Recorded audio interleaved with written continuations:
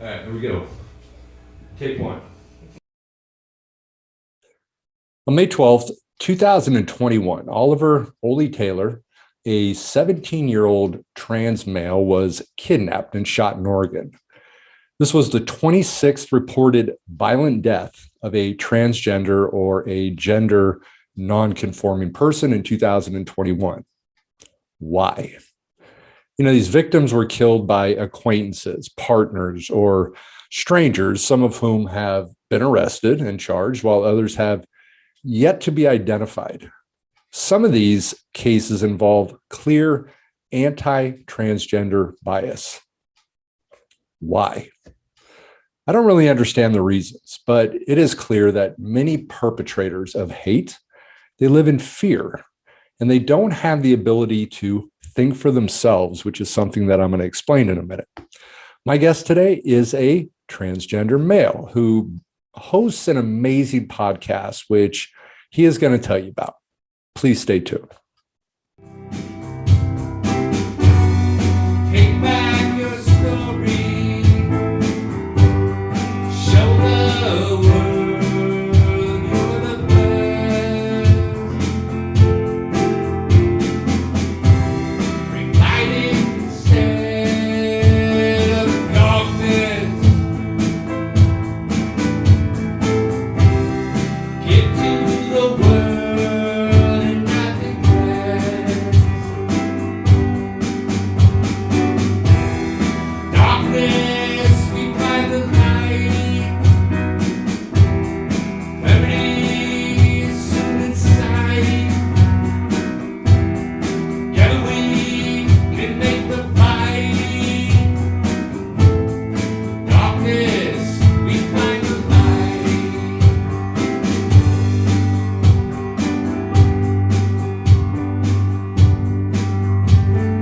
Lacy, Fantasia, Terror, magnet on a roll. Darkened for you.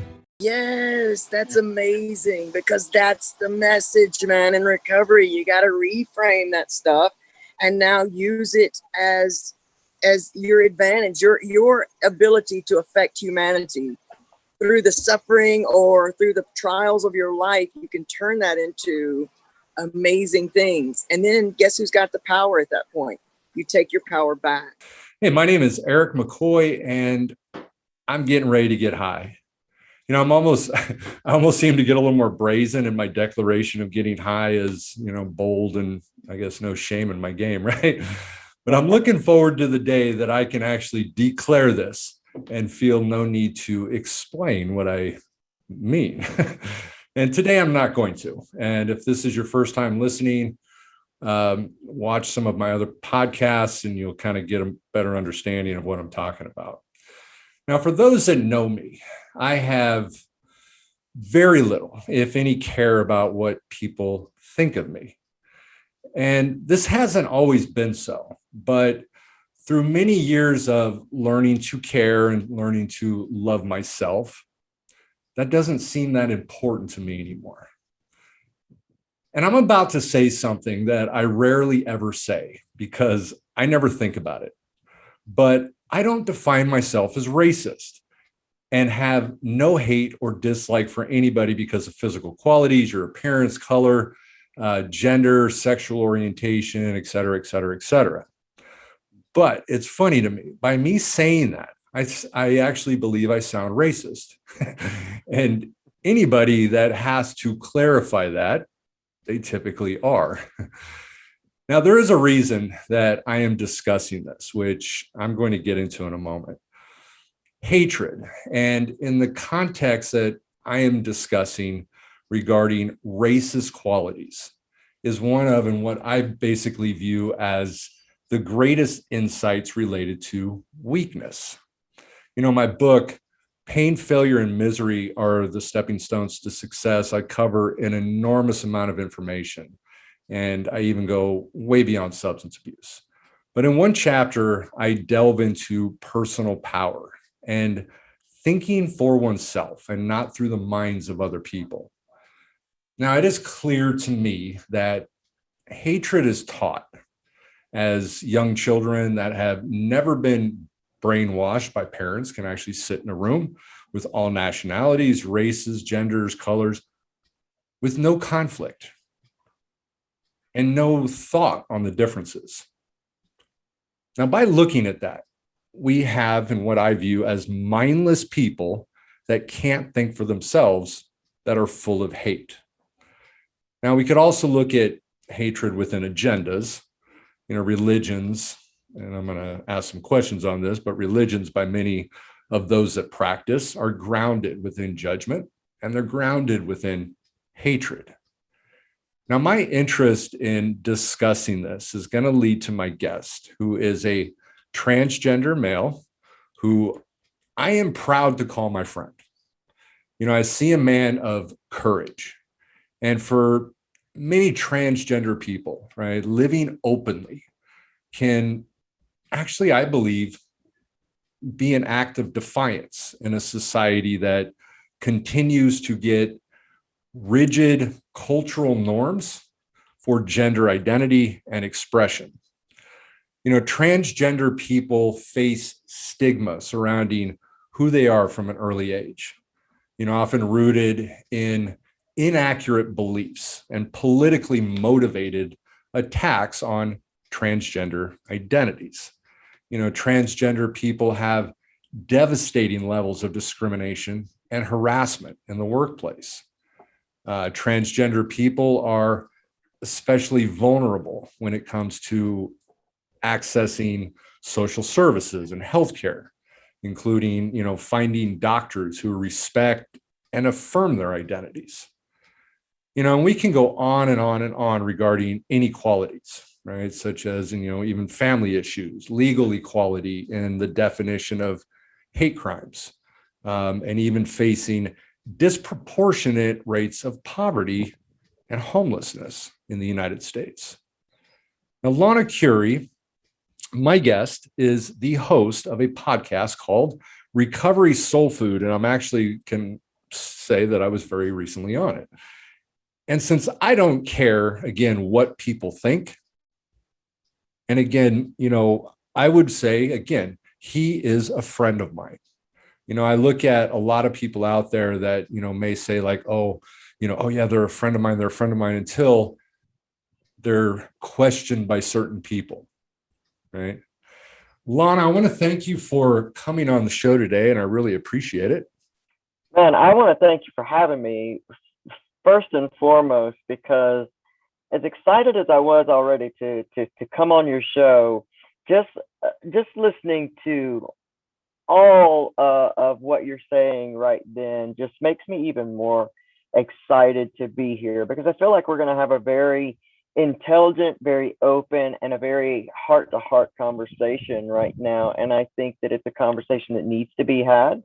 And I really look forward to this, because we don't often put recovery and this same stuff together. Mm-hmm. But I can't tell my recovery story without telling my transition story, and I can't tell my transition story without telling my recovery story. And because it's just all intertwined. It's life, man. It's life. And I want to say I am honored to call you my friend. It is often for guys and for people like myself in general, it is often very difficult to see the true intention and agenda of people in friendships. And, it's refreshing to be able to see the heart of someone. Thank you so much for having me here. Absolutely. Education is, to me, very important, right? Especially as ignorance and hatred, I think, go hand in hand. Now, I was curious on this, because this is something that, you hear a lot. And so I wanted to ask you what your thoughts are to respond to this. As a lot of people out there, may, and again, as you know, and I kind of threw this out before, that my son was born a female. And so I've gone through this, whole experience and witnessing it, with my son, and I'm proud of my son, very courageous. And, and you could say it takes balls, right? It does. It does. Now, a lot of people out there, they believe that this is a choice that you make. Okay. Yeah. How do you respond to that? Whew. Well, I wore this shirt that says the only choice I ever made was to be myself, because I found myself locked more in the choice of trying not to be me. I made more of a choice. I knew that the body and the mind and the soul and all that was not right when I was 4 years old. So from that time, I grew up also in the deep South. So I was in Southern Alabama, small town, growing up, knowing I had this secret. I didn't know at 4 years old what it was. I just knew that it wasn't, like everybody else. And I consistently tried to make the choice not to be this way, because I understood that it was not accepted to be who you were born to be. And, unfortunately, a lot of the religious community is where I first learned that lesson, and learned it very quickly, because when parts of my true nature would kind of squeak out, they would quickly be pushed back in, and they would quickly be, reprimanded. So the shame started very early, but I still didn't stop there at that shame. I kept trying to choose to be what the world says I was supposed to be. And for I started drinking at age 11. And we can't not forget that I went through some abuse and some sexual abuse, which was really, really tough for me. That really made the body dysphoria, took it to a whole new level. And now, I'm wearing an extra shame coat. And the only choice that I really ever made was to try my best to be what the world told me I was supposed to be. And that left me so miserable that, I've had 4 overdoses, 3 suicide attempts, brought back to life twice from those. And, I spent 22 years in an addictive hell, waking up every day, asking why, hearing very conflicting religious belief systems and different things that says, number one, God doesn't make any mistakes. And yet at the same time, I felt like I was God's biggest mistake. I used to call myself God's little joke. I used to say, what kind of God would make someone like me in a world like this? And I used to equate it to doing a life sentence in a prison for a crime I never committed, because I know that I didn't choose to be different. It took me until I was 44 years old to finally, through 5 years in recovery, of healing all the sexual trauma, of healing all of the other trauma, to finally know that I had to step into this, or else I would die never having truly been myself, and I just wouldn't let myself be a hypocrite. That's a long time. So you started the transition at what age? 44 years old. 44. 44. That's how long I stayed locked in a prison that was just pure hell. Waking up every day, Eric, just wishing for death. It's like just upset that I woke up that morning, and tried everything to deny this part of myself. I would get to a place where I thought, okay, I've got life, somewhat figured out. I've got a son. He'll get to do the things that I never did. And man, that was hard in itself, because I didn't even realize till I started doing a lot of inner healing and transitioning that so many of the problems that me and my teenage son had is because I was trying to live out my life through him, and he wasn't me. And I was basically subconsciously punishing him for not being me, not doing the things that I wanted to do and missed out on doing, like playing football. And it's like I would look at him and think, you have everything that I ever dreamed of having. The one thing, if I looked like you, man, I mean, like, there'd be no stopping me. And yet that just wasn't who he was. He didn't understand that plight. And, I didn't either until I began, actually transitioning. How old were you when you had him? I actually, he is my wife's son. Okay. He was 4 years old when I met her. And you see, I've always, from the time that I was brought into the world, I had an extra, I think they call it an extra Y chromosome in me, so that I was always producing more male hormones than the normal female. So this has always been kind of like a medical thing for me. And, but they didn't talk about hormonal things. And back in 1974, 75, 76, we didn't do any testing like that. We just thought, oh, that's a tomboy. We'll eventually break her of this. Right. And unfortunately, I went through years of, I became a self-mutilator. I mean, I hated this body, man. I hated that body so bad. And yeah, you'll grow out of it. Yeah, it's just a phase. You'll grow out of it. Sure. The thing about religion, right, is interpretation. Yes. It's interpretation, and that's this is the problem that I have with it in a lot of ways. I mean, you can go to one pastor and ask him a question, they give you one answer. You go somewhere else, they give you a different answer. And there's not a lot of consistency, except homosexuals are going to go to hell, right? Absolutely. You're going to go to hell, right? Yep.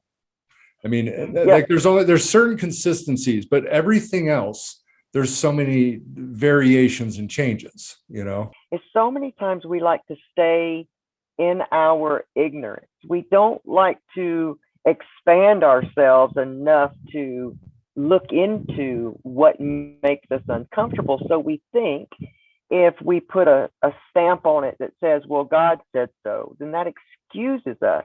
The same way we did when we stole, raped, beat, and killed Black human beings in this country in behind the same book. They found scriptures that justified lashing and beating human beings. Well, and slavery and stuff like that, But Exactly. somewhere along the line, though, they missed the "thou shalt not kill." I think it said that. Absolutely. It's Absolutely. like, look, slavery's good, and then we go kill you. So we're like, the hypocrisy, I guess you could say. I mean, there's so much hypocrisy. Yeah, it is, and it's just, I think we just get lazy in our ignorance. We get lazy in what keeps us comfortable, and I just often say, we as human beings, we don't like change, and but yet without change, we don't have technology. We don't have the things that give us comfort and joy in this day and time. But we also fail to realize that when we see people outside of us that make us uncomfortable, that's not their problem. That's our problem. Mm-hmm. And, even me, I always have to catch myself. We're humans. There's a certain way that our brain is going to go in certain areas, but I think I want to live in the way that I feel like I'm called to live, which is to see another human being, to embrace the differences of all humans, man, and to follow that commandment that says love. Mm-hmm. Love. And that's that. I mean, gosh, there's so much on that. I'm sure we could have a 13-hour conversation. I look at all of this, with, like and you're right. I mean, within the churches, there is so much judgment, and then there's thou shalt not judge. I don't, somewhere that's in the Bible too, I think. And It's in there. yeah. And so, but there's so much judgment, that's put across. And I always just think that, and I think I've said this to you before, it's like, why should I care? I mean, that's, to me, it's like what you do is you're doing. What I do, as long as you're not affecting other people, as long as you're not harming others. Right. I don't get that, I mean, who people sleep with, that doesn't affect me at all. I don't know why it should matter, to people. Now, even, I'll, this, even if you're, really, really, truly, honestly believe, right, that you're going to go to hell, right? It's still not those people's place to judge. It's almost like, okay, well, I believe that you're going to hell, but I mean, so be it. And, absolutely. Like, I don't know how we're failing to grasp all of it, but again, I think it gives us an excuse to hate. I think it gives an excuse to hate. I think it gives an excuse for us to have generational hate. I think, like you said in the very beginning, that children are born perfect specimens of just pure consciousness. I think they're born perfect specimens of God, just a beautiful new consciousness here on the planet. And they start getting filled with things. I mean, that's how, to be honest, that's how a trans person, or even a person that's gay, bisexual, or lesbian, I can't really speak for the bisexual, but I know generally gay or lesbian, very early, but how do you begin to feel shame about it? Somewhere in that, you're taught to put a lid on that. Mm-hmm. That's not okay. So put a lid on it. And I think, this is my honest, heartfelt opinion, is that we were all created so different. And if we were supposed to be alike and all supposed to be alike, don't we think God's smart enough to make us that way? So many of the people that do have so much hate are, quote unquote Christian people. They always claim to be, a lot of them Christian people. But God is love, right? I mean, God is all love. That's what they say. God is love, right? And I believe in God, but God is love. So why would God want to put something upon the people to be the hate? I mean, is that almost like, I'm all love, but here, I'm going to give you, so you be all hate. I mean, that doesn't even make sense. It doesn't. And that's how, I felt growing up. It was part of my pain and my anguish and my torture, is that, God made all this beautiful creation, which to me, I'm so close to nature and creation that's where I find God. I see the love of God in nature. Like, look at this beautiful stuff. But yet I'm going to point at you, Lona Currie, and say, but I'm going to make you something that's not even, it's not even a part of me, and you suffer. That doesn't make any sense. It doesn't make any sense. It doesn't. And I really, and I hate for it to give, because, since transitioning, I've gotten the chance to meet some really true Christian people. And I am finding that, unfortunately, they are in the minority of what we hear most proclaimed by Christians, which is the hate. And for a person like me, and I'll only speak for myself, but I bet that other trans and community people will understand this too. We have to watch ourselves from judging people who say they're Christians, because the first thing that goes up are, sirens and red flags, like that says this person could hurt me because I've been hurt in the name of God.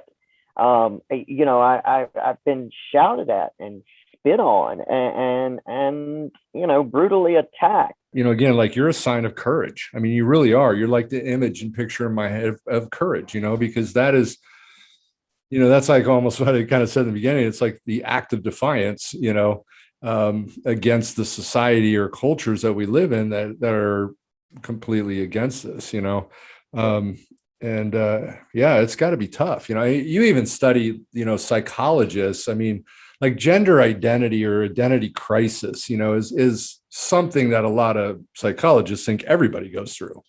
I study Eric Erickson, and the identity confusion, the role confusion and things like that, that everybody goes through at times, at a certain age. Some people think that, so much hatred that comes along, regarding a lot of that stuff, has to do with their own insecurities, and it definitely could have some validity to it. Where does your parents stand? Where does your parents stand with this? Well, I'll tell you the truth. I've got a kind of a complicated background with that, but my father passed away because of my addiction and some things that had happened. He and I didn't really have a relationship, and he died a few years ago. Well, more than a few, probably close to like 7 or 8 years ago now. So, I didn't really have to come out like this with him, and I'm not sure what he would have said. My mom is doing her very best. She is a beautiful, supportive mom. She truly is. I try to go really easy on her with gender pronouns because I feel like I'm a teacher. I feel like that's my love calling, is to try to, just not really attack people when they misgender me, if they knew me before. If you do it now at this point, then I kind of know that it's on purpose. But with my mom, she's really trying, and I just constantly remind myself that, I was female to her before I ever even understood what that meant. So for all 47 years of my life, she has, nurtured this person, even though she was not surprised when I identified as gay. She's not surprised at this, but I was really nervous to tell her because I had rebuilt a relationship with her through my recovery. And at the time, she had a husband who was he was the type of religious we're talking about. And he was not accepting of me and my wife and my family at all. He voiced his opinions quite often and very much degraded us. Now, before he passed away 3 years ago, because I had made a date to tell them that I was going to be starting hormone therapy, and the Monday I was going to tell him, he died that Sunday night. And I think, in all honesty, that kind of, in a way, freed my mom to be able to really think for herself. Absolutely. Yes, that's absolutely true, because she came from a lot of a deep Southern background and was brought up in certain ways, and the man did all the thinking. The man did all the stuff. We are deeply Southern, and she comes from generations of Southern women, and I'm really proud of her. I have to say, I'm really proud of her. I'm proud of the relationship we built. I'm proud when she introduces me as her son. She may, introduce me as her son and say she three words later, but she's really, really trying. And that's what means the most to me, man. That's what means the most to me. Yeah, I know, I know what you were saying too with the pronouns, and I kind of went through that a little bit with my son. Really? I kept referring to her. Yeah. She, and it took a bit, but again, that is all I knew her as, growing up. Right. And then all of a sudden to switch that around, it wasn't a conscious thing, but it just flowed out, when you're just talking, and Sure. so I understand that part, with your mom. That does take a bit, now I don't even, it's he, I mean, I don't even think of him, but Yeah, it's you know, growing up, and I want to make a comment really quick too, and I want, for listeners out there, I'm not bashing the Christian religion, at all. Right, yeah, And I'm not talking about everybody. I'm just talking about certain people and some people. And I know Christians out there that are some of the greatest people in the world. They fit my image. absolutely. They fit my image of a Christian, which is loving, caring, accepting. They don't, Yeah, yeah, they that, and it doesn't necessarily mean they agree with everything, and it goes back to, true. like, politics, for instance. I don't want to get into politics, but it goes back to politics, that, like, I have the ability to sit down, we can discuss politics, and I can accept your view. If I believe that I have the right to have an opinion and I have a view, I have to allow you to have the same. I mean, that's only fair. Absolutely. It's that simple. Yet we make it so complicated. Yeah, I love that. And I'm glad that you said that too, because I'll tell you, I've been in a period in my life now. Everything for me is a journey, and I'm addicted to learning. I'm addicted to self-growth and spiritual growth. And I believe also nothing is by accident. I believe we're on this journey to become our best soul self. And I have been in the position to have have to accept blessings from true Christians.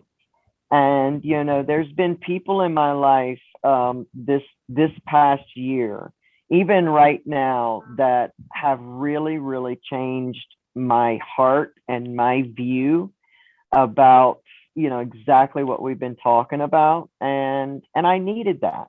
I needed to be in a position where I had to accept blessings from these people, and I had to be able to see that they were not to harm me. And I'm grateful. I really am grateful for this.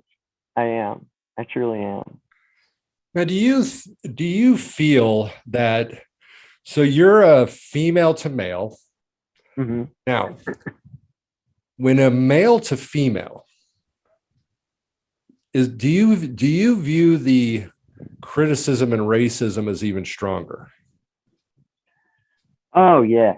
I want to tell you, man, anytime I see a male transitioning to a female, that's my hero. And I'll tell you why, because, you know, the trans violence, especially of trans women of color in this country and the world, is going on way too much.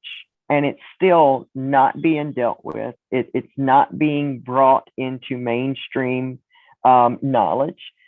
But, for female to male, our hormones, just the medicine that we take, changes our appearance and our body shape so much that you can see a female to male in full transition and they not have had any body surgeries, but you will not know the difference. We grow facial hair, the structure of the jaw changes, the structure of the body changes.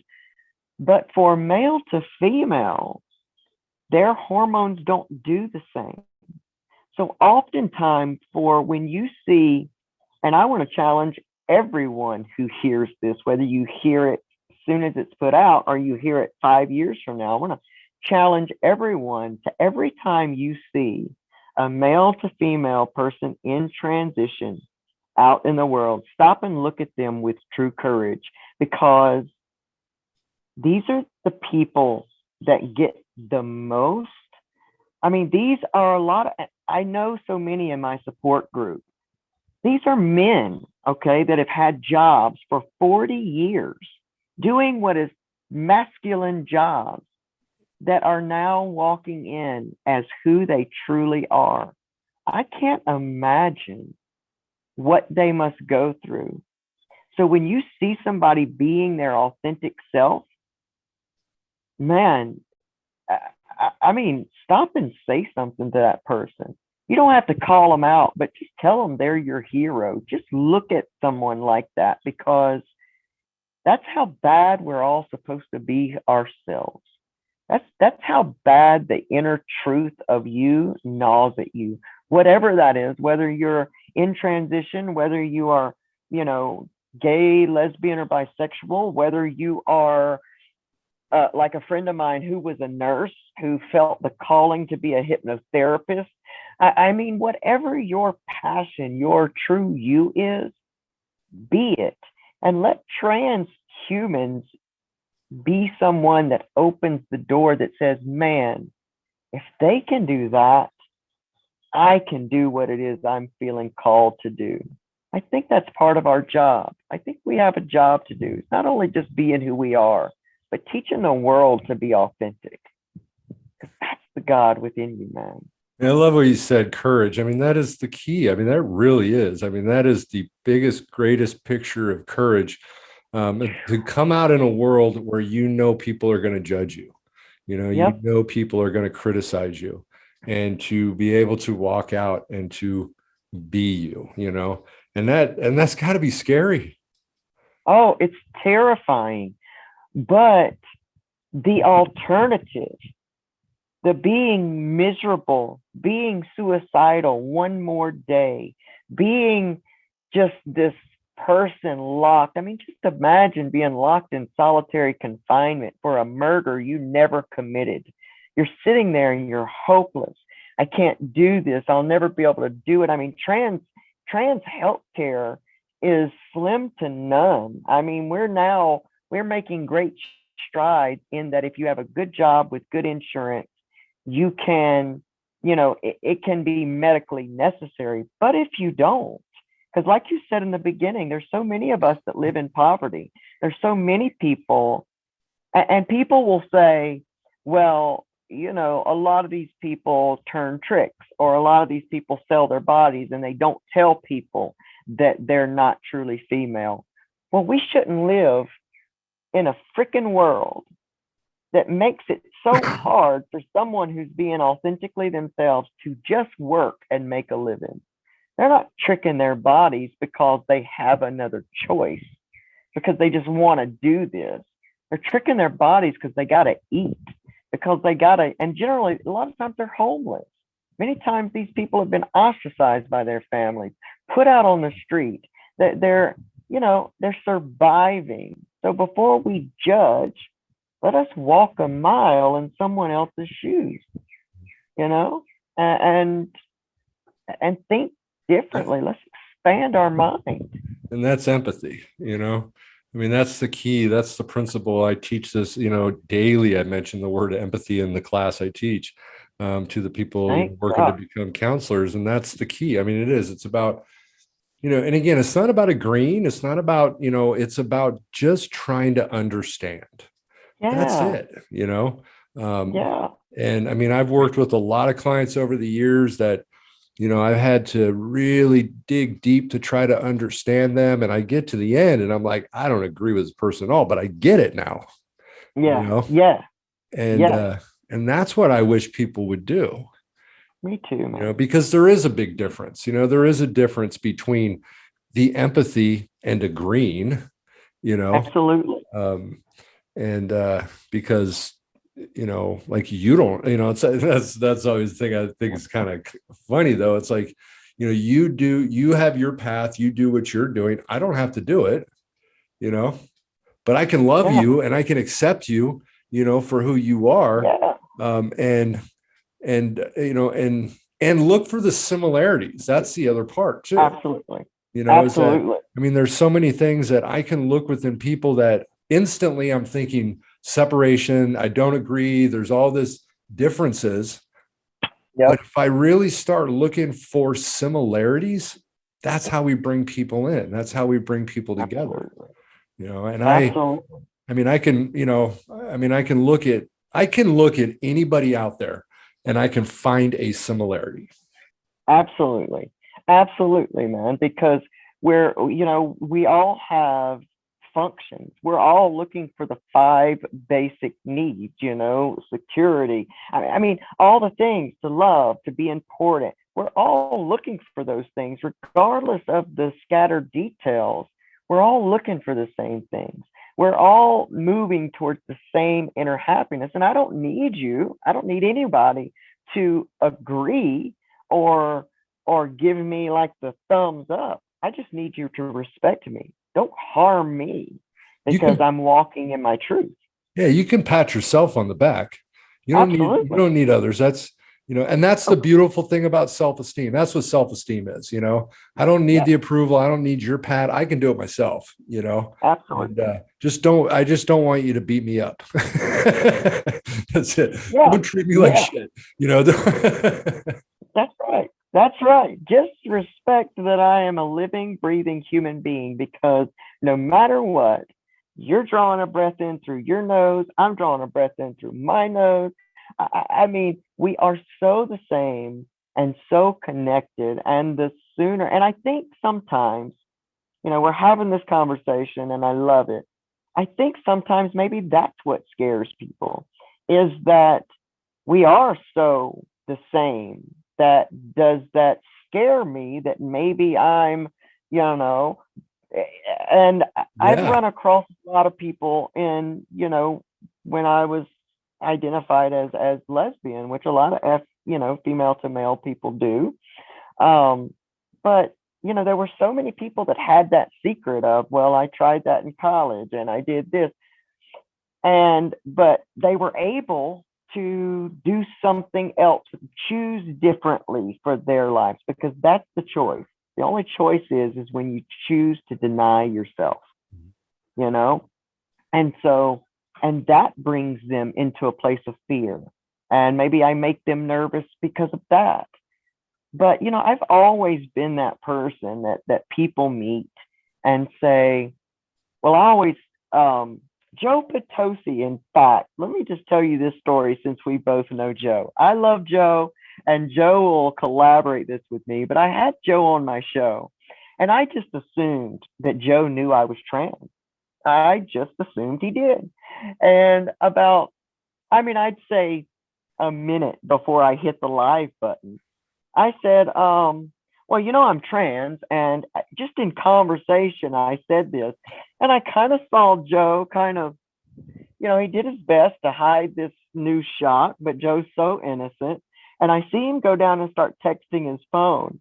I had no idea he was texting Tiffany Werner, and he was like, LC just said he's trans. What does that mean? What do I say? How do I go through this? And from then, and Joe was one of those guys that just had a kind of a view like the world did from that, we're brought up Christian, I think you meet a new God when you meet someone like me. And from that moment on, it changed Joe's heart in that moment, because he met the heart of me. He didn't meet a trans guy. He met a human being, and we connected so deeply that Joe has become one of the greatest allies and friends in my life. I love that guy.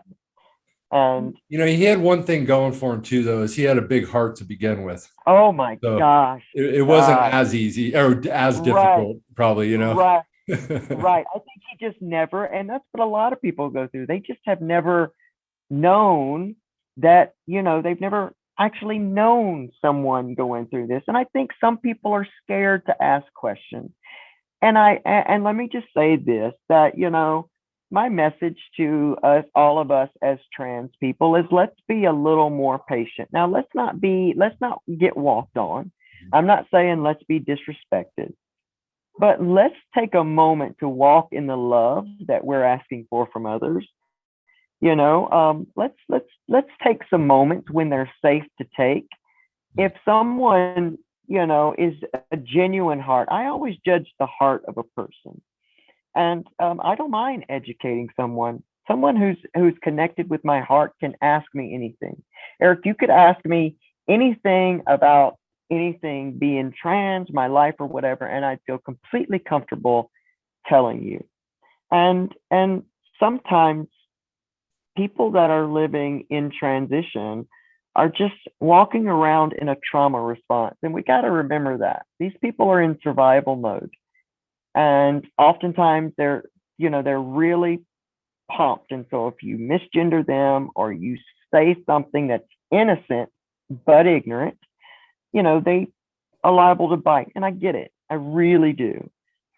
But, I've learned that it's not an us versus them kind of life that I'm called to lead. And we have to be patient and learn how to educate people in love. And for people that are, that aren't trans and don't know anybody trans or lesbian or gay or whatever, anybody different, don't be afraid to ask genuine questions when you have a genuine heart. I don't mind.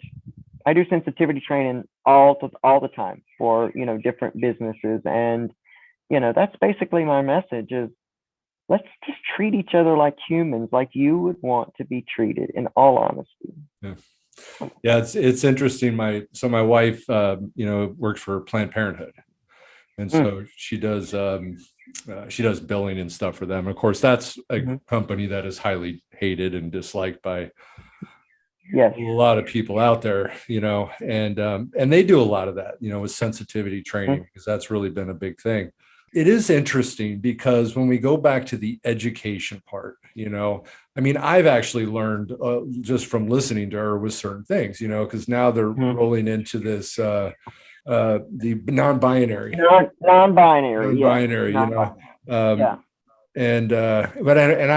just like when we talk about that with like education and ignorance, and I remember thinking about it, and it still doesn't really make sense completely to me,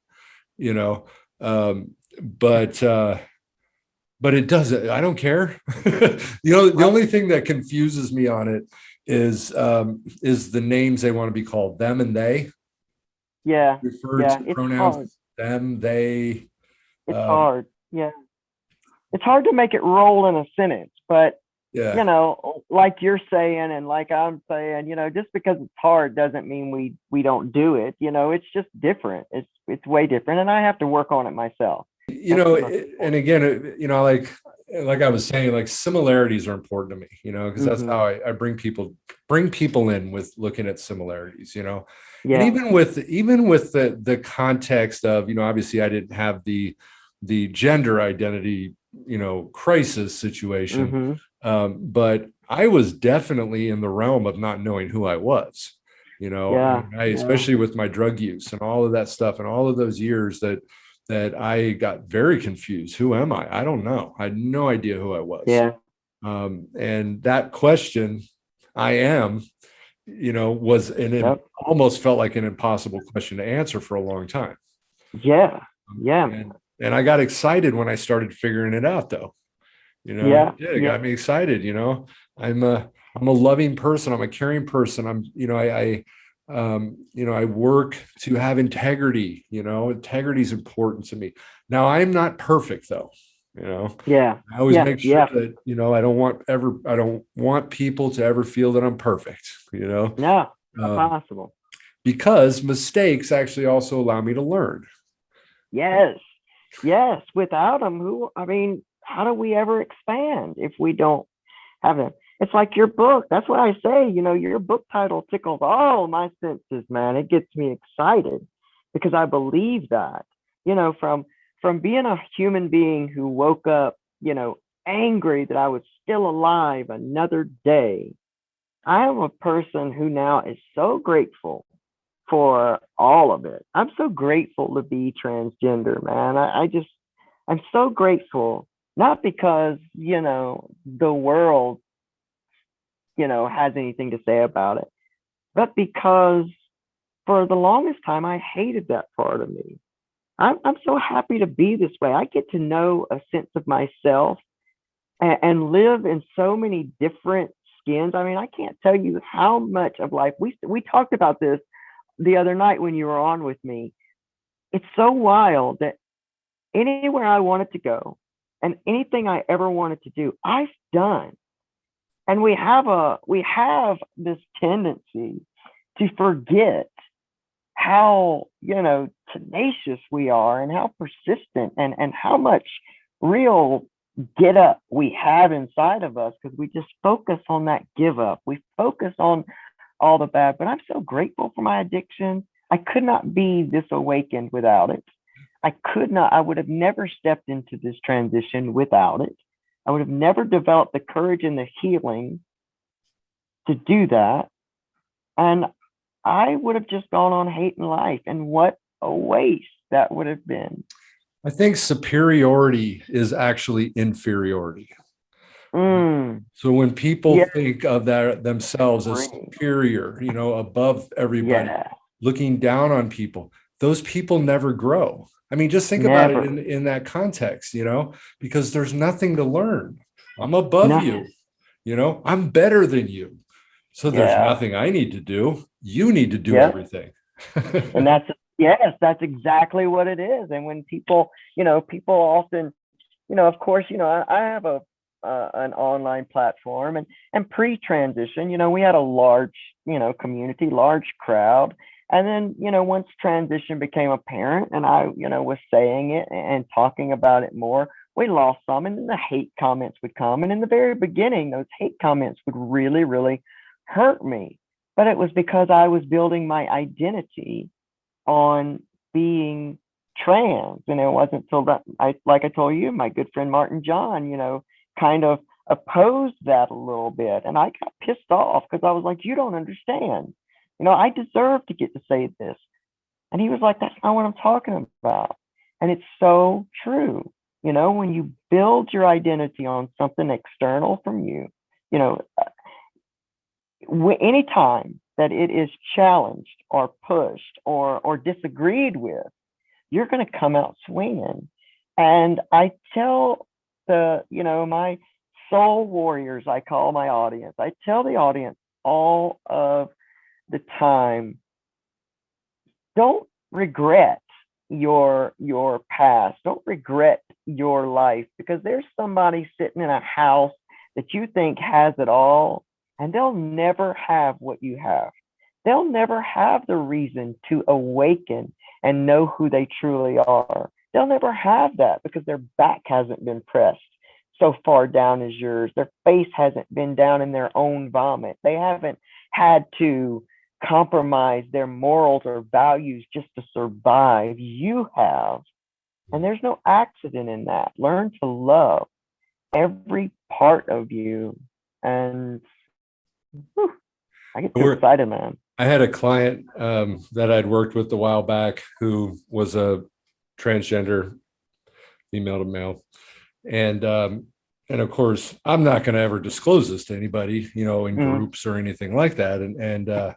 And one day he did, right? And I asked him, I said, man, I've just been wondering when you were going to say that, disclose that, But he said something interesting. And I wanted to ask you on this real quick, because, he said that he's like, I don't really like to even identify transgender. I'm just another guy. Right? Yeah. What do you think on that? I mean, is that something that...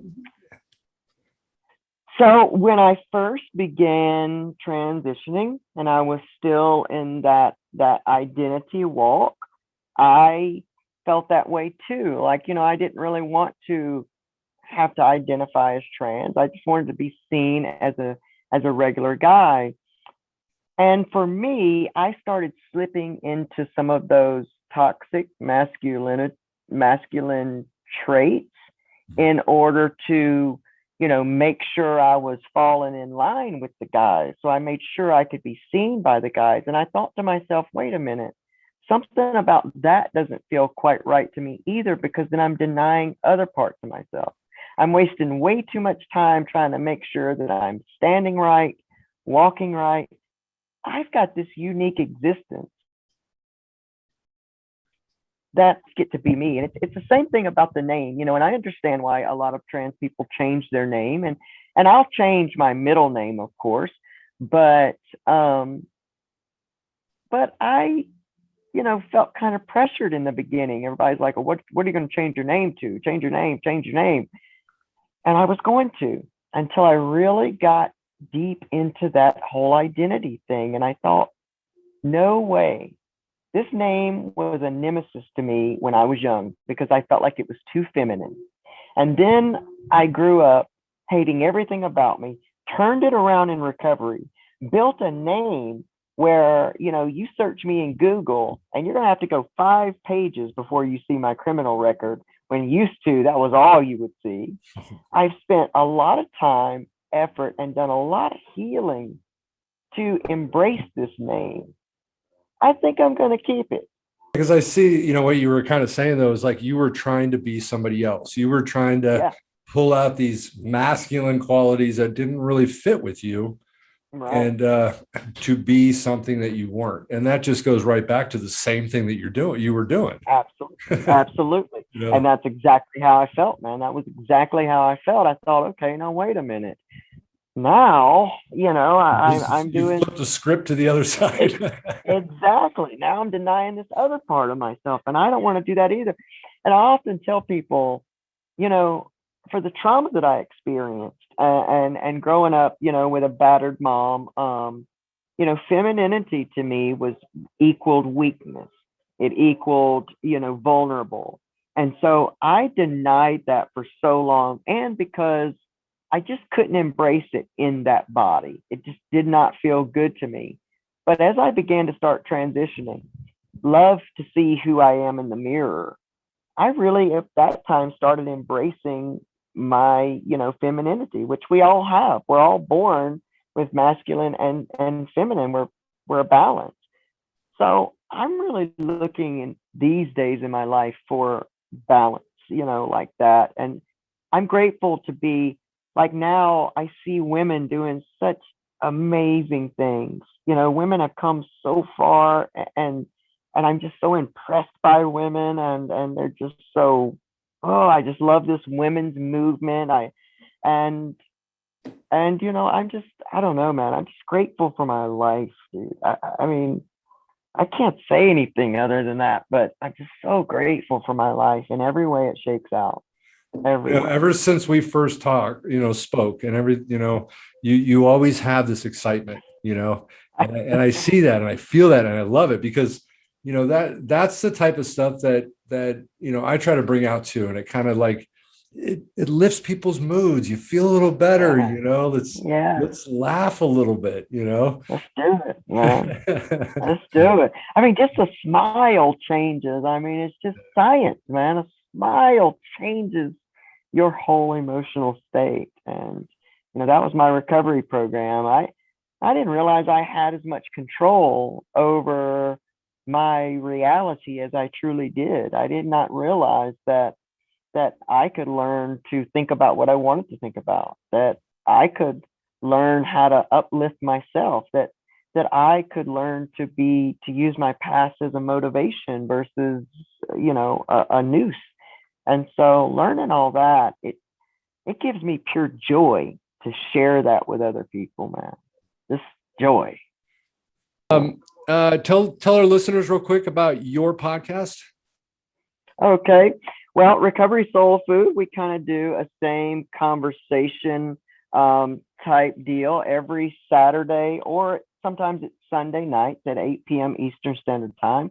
You can catch that live on Facebook at Recovery Soulfood, Lona Currie, and on YouTube. Really like for people to go to the YouTube channel, really like to get people to subscribe and grow that platform, because as you know, you can do a lot more there and get a lot more information out. So it's Recovery Soulfood on youtube.com. And our podcast is just like this, available on iHeartRadio, iTunes, and Spotify. And then Wednesday mornings, every Wednesday at 8 a.m. Eastern Time, I come on and just try to share topics that are going on in everyone's life, no matter whether you're recovering from substance or habit or whatever. It doesn't really matter. We should all be honestly always growing into being our best selves. And I like to try to bring, practical things that people can put into their lives and realize how powerful they are in the pursuit of their life. So get with me on YouTube. That's the best place.